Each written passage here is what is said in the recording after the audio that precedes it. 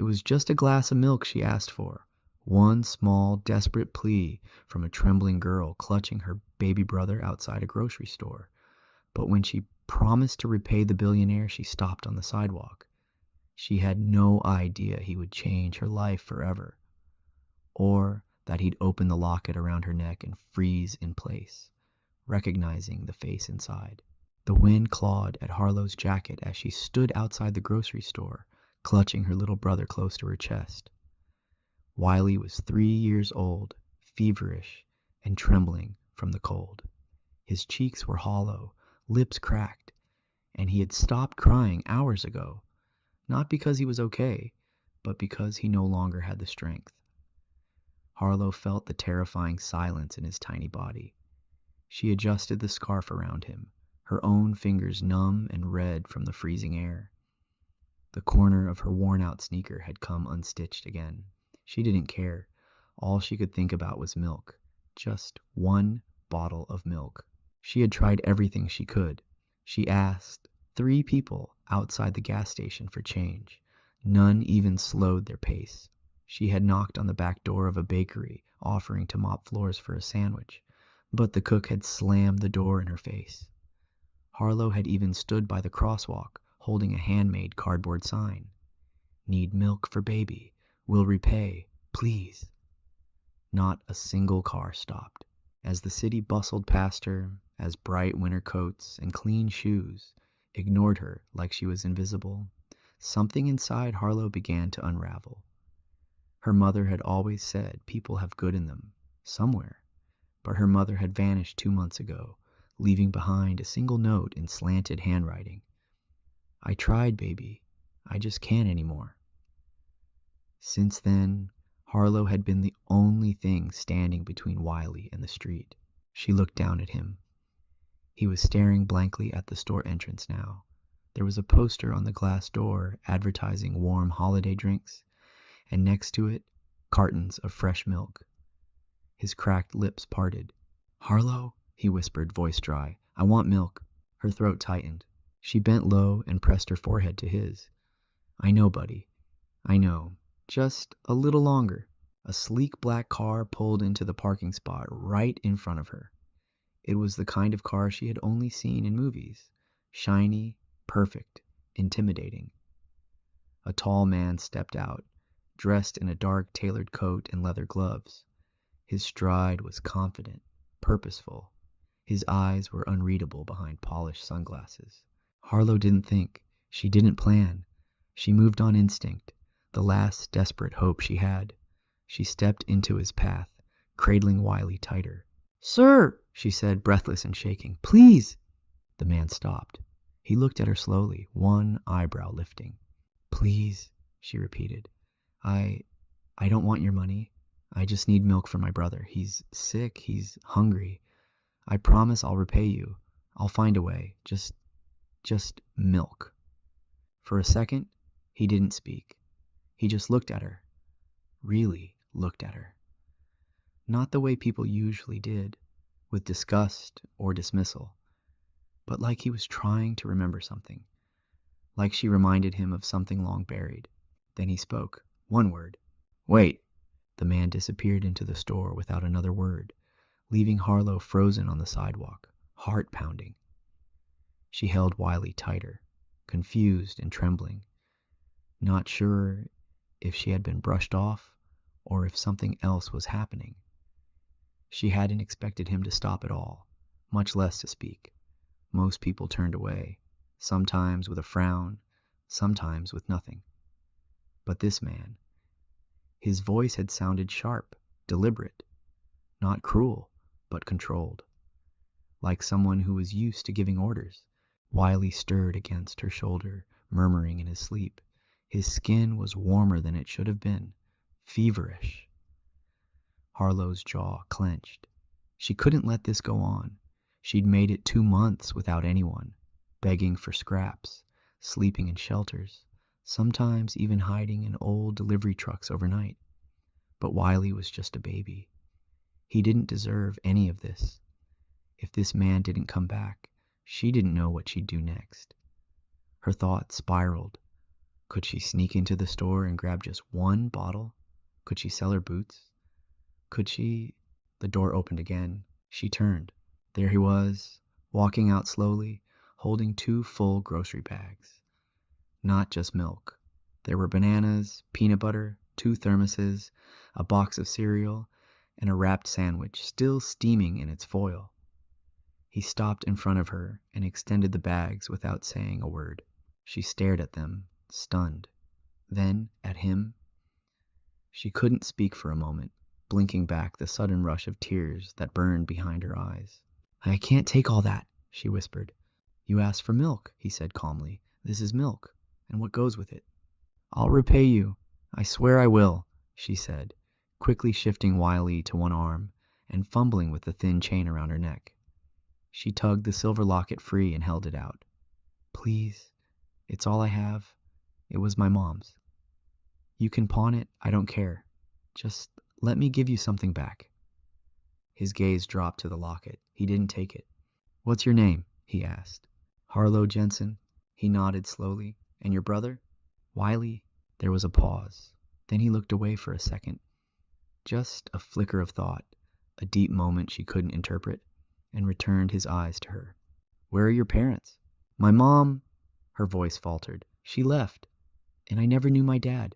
We've been on our own." For the first time, something in his expression cracked. He let out a soft, almost imperceptible breath. His voice was quieter when he spoke again. "Get in." She blinked. "What?" "I'm not leaving a girl and her sick brother standing in the cold," he said firmly. "Get in the car. You'll be warm. You'll eat. I'll take you somewhere safe." Harlow backed up slightly, uncertain. Her instincts warned her to be careful. But then she looked down at Wiley. His lips were still dry, and his fingers clutched her shirt in his sleep, like he was afraid she'd vanish too. She nodded. "Okay." He opened the backseat door for her and gently helped her in, placing the bags beside her. Then he got behind the wheel without a word. The car smelled like leather and cologne. The seat was warm. Wiley curled against her shoulder, already relaxing in his sleep. "Who are you?" she asked softly. The man glanced at her in the rearview mirror, his jaw tight. "August Halston," he said. "I build things, and today I'm starting with you." The penthouse was unlike anything Harlow had ever seen. As August's car rolled into a private garage beneath a towering glass building, she kept expecting him to change his mind and tell her to get out. But he didn't. He led her and Wiley up through a private elevator, past silent marble hallways and abstract art that made her feel like she'd stepped into another world. When the elevator opened on the top floor, her breath caught. It wasn't just big, it was unreal. The living room alone was the size of the shelter they used to sleep in. Polished floors reflected soft golden lighting. Floor-to-ceiling windows looked out over the glowing skyline, and a fireplace crackled gently in one corner. A gray couch looked so clean she didn't dare sit on it. Harlow stood frozen, holding Wiley, still unsure whether this was all a trick. August took her silence as shock, but not fear. He didn't touch her or try to take Wiley from her arms. Instead, he turned on the heat, placed the grocery bags on the kitchen island, and made a call. "Dr. Beckett? It's me. I need you at my apartment. A child is running a fever. 3 years old." "Yes, immediately." Then he hung up and turned to her. "A pediatrician is on the way." "You didn't have to do that," Harlow said cautiously. "We'll be okay." "No, you won't," he said evenly. "He needs care. You need rest." She nodded but said nothing. She didn't trust kindness. She had seen too much fake concern, too many false promises. People didn't help others without wanting something in return. That's what her mom had taught her before she left. August walked to the kitchen and began unpacking the bags. He didn't offer small talk. Instead, he heated the soup and poured it into a bowl. He added crackers, cut up bananas, and brought it all over to the dining table. "You'll eat here," he said simply. Harlow hesitated. Then she placed Wiley carefully on the nearby couch and whispered to him, "I'll be right here, okay?" He didn't stir. She sat down at the table slowly and picked up the spoon. The soup smelled so good it made her eyes water. She tried to fight the tears. She hadn't eaten anything warm in days. "I'm not trying to buy you," August said suddenly, almost as if he could feel her thoughts. "I'm not trying to trap you. I know how this probably looks." She looked up. "Then why?" He stared out the window for a moment, his jaw tight. Then he looked at her. "Because I can." That answer hung in the air like a riddle. She nodded slowly, unsure how else to respond. An hour later, Dr. Beckett arrived. She was kind and efficient, with a black coat and silver-rimmed glasses. She examined Wiley thoroughly, checked his lungs and temperature, and gave August a prescription to be filled by morning. "He's dehydrated, weak, but no infections yet. You got him help in time," she said, nodding to August. Then she turned to Harlow. "He'll need rest, warmth, and he needs you to eat too." Harlow nodded again, holding Wiley's hand as he dozed peacefully on the couch. For the first time in weeks, his breathing was even. August had stood in the background, silent. As Dr. Beckett left, August walked over and crouched beside the couch, eyeing Wiley. His tone softened. "Is he your brother or your son?" Harlow's eyes widened. "He's my brother. I'm 15. "I had to ask," he said gently. She watched him carefully. "Why are you really doing this? There are thousands of kids like us." "I know," he said. She waited, but he didn't say more. Just stood, walked over to the kitchen counter and leaned on it. "You said your mother's name was Maribel, right?" Harlow blinked. "Yeah, why?" "Just wondering," he murmured. Then he excused himself and disappeared into a hallway. A moment later, she heard a door close quietly. Harlow sat there for a long time in silence, staring at her little brother, now warm and safe under a thick throw blanket. But her thoughts weren't on Wiley anymore. They were on the way August Halston had said her mother's name, not like it was new to him, but like it had meant something. Once, long ago, August stood in his private study, the lights dimmed, the door locked. He stared at the silver locket in his hand, the one Harlow had tried to give him outside the store. She hadn't noticed him slip it from the counter when she'd taken Wiley to the guest room. The moment he'd seen it earlier, a chill had passed through him, but he hadn't allowed himself to believe it then. Now he sat at his desk, heart pounding, the locket open before him. Inside was a small photograph, worn, faded, but unmistakable. Maribel Jensen. Her smile hadn't changed. Neither had her eyes. August remembered those eyes every day for the past 16 years. They had met when he was barely 21, a reckless heir trying to escape the weight of his father's empire. She was different. She never cared about his money, never asked about his last name. They had spent one summer together in Oregon, living like they were the only two people in the world. Then, one morning, she was gone. No note, no goodbye. His father had told him later, "The girl was never suitable. I took care of it." And August had believed him. Until now, he pressed his palms into the desk, breathing deeply. This couldn't be a coincidence. He had received one voicemail over a year ago from an untraceable number. A woman's voice. Software nervous. "August, it's Maribel. You probably don't remember me. I wanted you to know you have a daughter. Her name is Harlow. I don't want anything. I swear. I just thought you should know." He had deleted it, thought it was a scam, a trick. But now that voicemail was screaming in his memory. Harlow, her eyes, her chin, her quiet strength. He pulled up the footage from his in-house security camera and paused on Harlow's face. Then he opened the old photo album his mother had hidden from his father years ago. A picture of him and Maribel at a roadside diner. Young, messy, alive. He placed it side by side with the security still. The resemblance was undeniable. His hands trembled. He picked up his phone and called Nolan Creed, his most trusted investigator. "I need you to do something," August said, voice tight. "A full background check on a girl named Harlow Jensen, 15 years old, and find out everything you can about Maribel Jensen, too." "Is she in trouble?" "No," August said, "but I might be." After ending the call, he paced the study. If this was true, if Harlow was his daughter, Then he had missed 15 years of her life. 15 years of first steps, scraped knees, birthdays without cake. And worse, he had ignored the only warning Maribel had sent him. He felt sick, and then came the thought that shook him to his core. Harlow had begged him for milk. His daughter, his own blood, had been standing on a street corner, starving, trembling, desperate. He buried his face in his hands and stayed like that for a long time. When he finally returned to the living room, he found Harlow asleep on the couch beside Wiley. She had tucked him in gently and then wrapped her own arms around herself, exhausted beyond her years. August didn't wake her. He stood in silence, watching them both in the glow of the city lights, heartbreaking and swelling at once. He didn't need a DNA test to know. He already knew. He had found his daughter, and somehow she had found him too.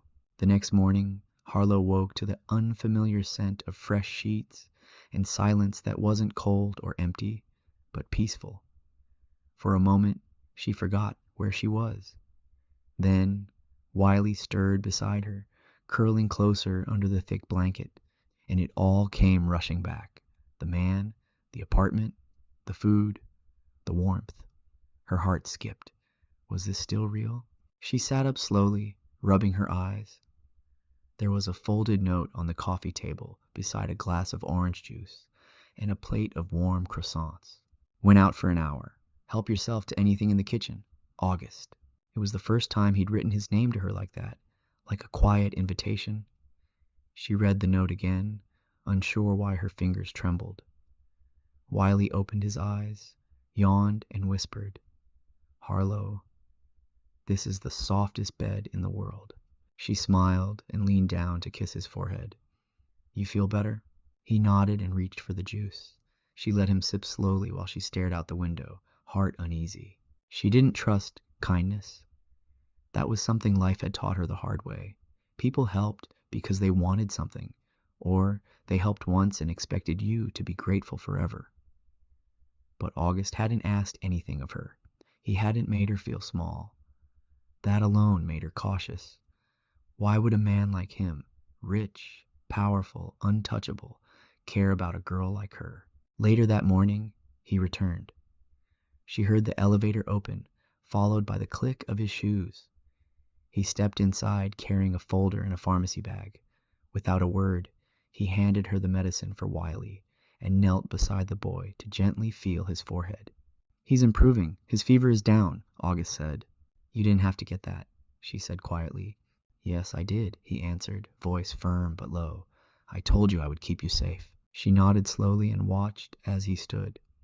He was holding back something. She could see it in his eyes, like words had gathered behind his lips, waiting. "What is it?" she asked. He hesitated, then handed her the folder. "Something you deserve to know?" She opened it slowly. Her eyes skimmed the pages, medical records, school withdrawal notices, shelter entries, social service notes, all connected to her and Wiley. But near the back, something else was tucked inside, a copy of a voicemail transcript. Her breath caught. The name at the top was Maribel Jensen. "I got this a year ago," August said, his voice lower now. "But I didn't answer. I thought it was a scam. I didn't know she had a child, that you existed." Harlow read the voicemail, her hands shaking. She could hear her mother's voice in the words. "I don't want anything from you. I just thought you should know." August sat across from her. "Your mother and we knew each other a long time ago. She disappeared without a trace. I never stopped thinking about her." Harlow's mind spun. "So you think—" "I don't think," he said gently. "I know. I've already sent out a DNA test to confirm it. But I knew the moment I saw your eyes. Harlow, I'm your father." The room went silent. She stared at him, too stunned to speak. Her hands clenched the folder in her lap. Her heart was pounding so hard it felt like her ribs would crack. He leaned forward. "You don't have to believe me right now. You don't have to trust me. But I swear to you, I will never let anything happen to you or Wiley again. Not ever." She stood up abruptly and walked toward the window. The city stretched out below her like a maze. Everything in her life had been gray and desperate, until now. But this was too much, too fast. My mom never said anything, she whispered. She said he left. She didn't even say your name. I don't blame her, he said softly. My father had power back then. If he knew, he might have driven her away. Harlow turned around. So what now? August straightened. Now we wait for the results.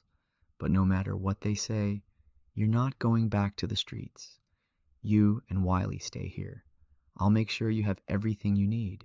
She looked at him, searching for deception, for pity, for control. But all she saw was grief and something else. A fierce kind of care. The kind of thing no one had given her before. She didn't say thank you. She didn't cry. She just nodded. And for August, that was more than enough. The following days unfolded with a strange, quiet rhythm. Harlow found herself waking up in the same bed, under the same warm sheets, with Wiley still peacefully asleep beside her. Every morning, breakfast was waiting. Toast, eggs, fruit, sometimes pancakes shaped like stars. She kept expecting it all to vanish, for the dream to end and be replaced by the cold sidewalk again. But it didn't. It stayed. August stayed. She watched him carefully. He didn't hover. He gave her space. But he was there. Always. At dinner, he asked her questions like he genuinely wanted to know her. What books she liked. Whether she preferred the city or the countryside. She answered slowly, unsure of how much to reveal. He listened, never interrupted. One afternoon, she found herself staring at an old piano in the corner of the living room. It was black, polished, untouched. Wiley had just gone down for a nap. August walked in and noticed where her eyes lingered. Do you play? He asked. I used to. My mom taught me. Her voice dropped. We didn't have a real piano, just a broken keyboard someone left in the shelter once. But she played beautifully. She always said music kept her sane. August walked over and gently lifted the lid. She used to play in the mornings. I remember. Harlow froze. You remember? He nodded. Maribel loved Debussy. She said it sounded like dreams floating. Harlow's eyes welled up before she could stop them. She played Clair de Lune every night before bed. August didn't speak. He sat beside her on the bench and hit a soft key. She played it for me too. That night, after Wiley was asleep, Harlow opened the DNA envelope that August left on her nightstand. She sat on the floor in silence, heart pounding. The results were there in black and white. Achillens venculens, eges, kilens veniolk, sazad, sazalikos, valos sinuseg. August Halston was her biological father. She didn't sleep much after that. Her thoughts wouldn't quiet. So many questions spun through her head. Why hadn't her mother told her sooner? Why had she said he left? If he hadn't known? By morning, she couldn't hold it in anymore. She found August in the kitchen, reading the paper. Why did she lie? She asked bluntly, not waiting for good morning. He looked up at her. He didn't ask what she meant. He knew. She didn't want to burden you with the truth, he said quietly. She was scared. I don't know all the details, but my father, he had ways of making people disappear. She must have thought it was safer. She died in a shelter, Harlow said, her voice cracking. Alone, because she thought she had to protect me from you. August stood and walked over to her, and now I have to live with that. For a moment, Harlow couldn't breathe. Then something inside her snapped. Anger, grief, the loss of everything that could have been. But instead of lashing out, she asked, what do we do now? August looked at her as if seeing a mirror. We move forward. We make a life. We don't waste any more time. She studied him, even with Wiley. Especially with Wiley. He's my family now too. It wasn't a fairy tale. It wasn't instant healing. But something shifted that day. Later, she found August alone in his study, watching a video on his laptop. It was grainy footage from a shelter security camera, the last place Maribel had been seen. The director had given it to Nolan, August's investigator. The video showed her standing at a counter clutching a photo. She looked sick, pale, but she smiled as she handed over the picture. She said, "If you ever see a man named August Halston, give him this," the shelter manager had explained. August closed the laptop and looked up at Harlow. "She never stopped loving you?" Harlow whispered. His voice cracked. "And I never stopped wondering what happened to her." Harlow walked over and sat beside him. This time, it was she who reached for his hand. For the first time in her life, it felt like she belonged somewhere. It wasn't perfect, it wasn't easy, but it was real, and it was beginning. The weeks that followed stitched themselves together with a quiet grace Harlow never knew existed. She enrolled in a private school, at first reluctantly, her nerves tangled with fear of judgment. But August made the transition smooth. He had chosen the school carefully, one that prioritized kindness over competition. The uniform itched a little, and the hallways were still foreign, but no one laughed when she said she had been out of school for a year. The teachers were patient, and one girl named Tessa offered to walk with her to class. That small act felt enormous. Wiley had his own changes, too. A soft-spoken nanny named Ramona began caring for him during the day while Harlow was at school. He grew stronger by the week, his cheeks filling out again, his energy returning in bursts. He had his own bed now, his own toys, even his own tiny bathrobe. But what made Harlow cry when she was alone was hearing him laugh in the mornings. That giggle had disappeared in the hard months. Now it was back, loud, wild, free. August never pushed her. He didn't try to replace her mother. He didn't call himself Dad. But he was there. Every morning he made coffee and left sticky notes on the fridge with small drawings or quotes. "You're stronger than you think. Math test today, destroy it. P.S. I ate your last pancake. It was an act of war." And every night they had dinner together. Simple food, sometimes made by a chef, sometimes ordered in. But the ritual mattered more than the meal. Wiley would tell them both about dinosaurs or his dreams. August would listen like it was breaking news.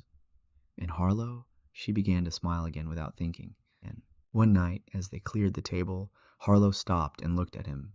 "You can call me your daughter now," she said. August froze. She didn't blink. "I mean it," she said. He set the plate down, carefully. "Then can I tell you something I've been waiting to say?" She nodded. "I'm proud of you, Harlow. I've never been more proud of anyone in my life." She felt it land deep in her chest like a bell that had waited years to ring. She didn't cry. Not then. She just whispered, "Thanks, Dad." He didn't move, afraid to ruin the moment, but his hands shook slightly on the countertop. The next day, everything changed again. It started with a letter. Harlow received it at school, handed to her by the headmistress. It was an invitation. She had won a national youth writing contest.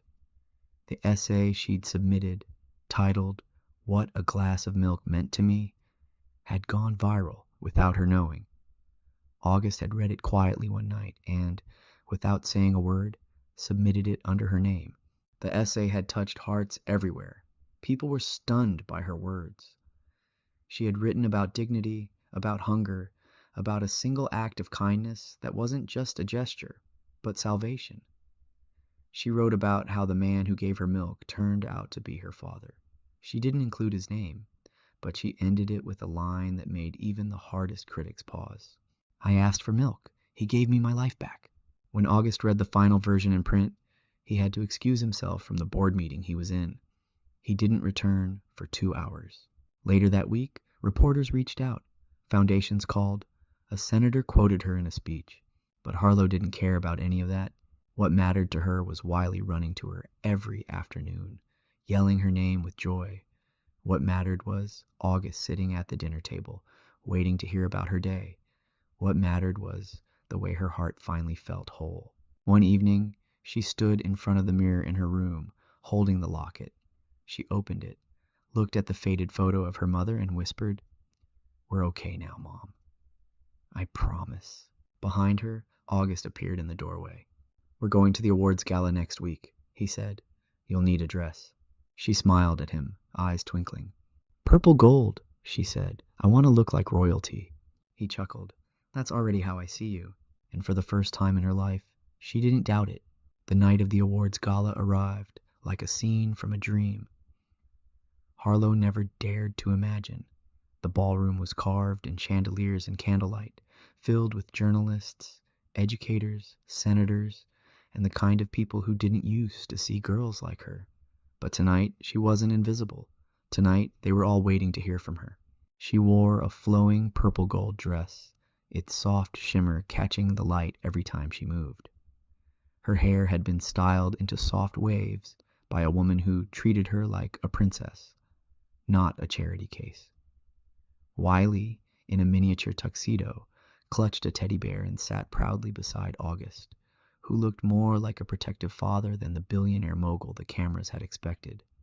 The entire event had been broadcast live, and already Harlow's name was trending online.